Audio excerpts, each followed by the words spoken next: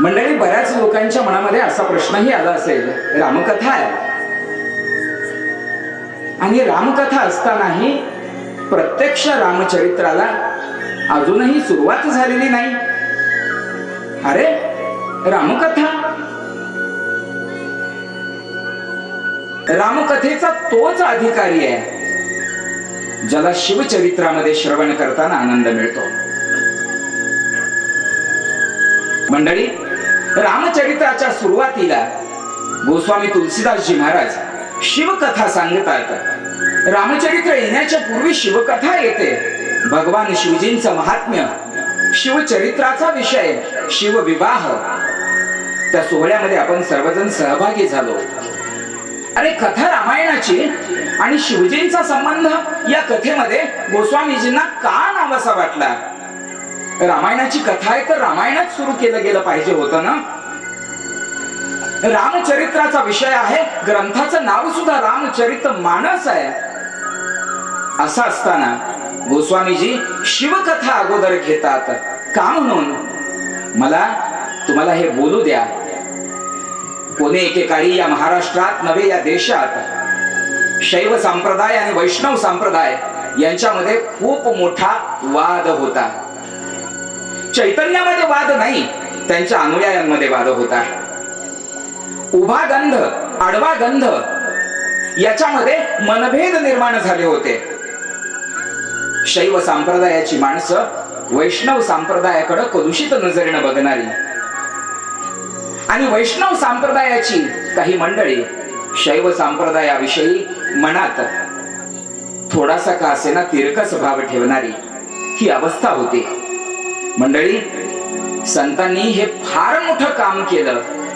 संत म्हणाले, बाबांनो, अरे चैतन्यामध्ये भेद नाही रे. शिव म्हणजेच भगवान विष्णू आणि भगवान विष्णू म्हणजेच भगवान महादेव. उमापती आणि लक्ष्मीपती यांच्यामध्ये भेद नाही. एकाच चेतनेची ती दोन रूप आहेत. भेद करणारे आम्ही कोण? अभेद दृष्टी माणसांना यावी याकरिता संतांनी जिथं रामचरित्र सांगण्याचा संबंध आला तिथेही शिवचरित्र अगोदर सांगितलं. शिवजींना वंदन केलं, शिवजींना प्रदक्षिणा केली, शिवजींच्या चरणी माथा नमविला.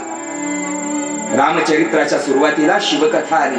याला कारण हे आहे, मनातले मनभेद बाजूला जाऊन ऐक्याची भावना समाजाच्या मनात यावी ही भावना आहे या कथेच्या पाठीमाग. नाहीतर कोणी एकेकाळी इथं एवढी वाईट अवस्था होती असं म्हणतात की माणसं हरभरे नाही म्हणायचे. हरभरे म्हणताना हर शब्द येतो ना, नाही, विष्णू भरे म्हणायची म्हणे. एखाद्या शिंप्याला, टेलरला माझा शर्ट शिव असं नाही म्हणायचं. शिव म्हणताना शिव असा शब्द उच्चारला जातो ना. माणसं म्हणायची माझ्या मापाचा सदरा तयार कर. ही अवस्था होती म्हणे. संतांनी तो मनभेद संपविण्यासाठी शिवकथा रामचरित्राच्या सुरुवातीला सांगितली. अरे, भगवान पंढरीरायाचे पहिले वारकरी, पहिले वैष्णव भगवान शिव आहेत असं म्हणतात. भगवान पंढरीरायांच्या मस्तकावरती शिवलिंग आहे. हा भाग परंपरेच्या माणसाला परिचयाचा आहे. भगवान शिवजी श्रीरामजींचं नामस्मरण करतात आणि भगवान राम शिवजींचं नामस्मरण करतात. चेतनांमध्ये भेद नसतो, भेद आम्ही करायचा नसतो.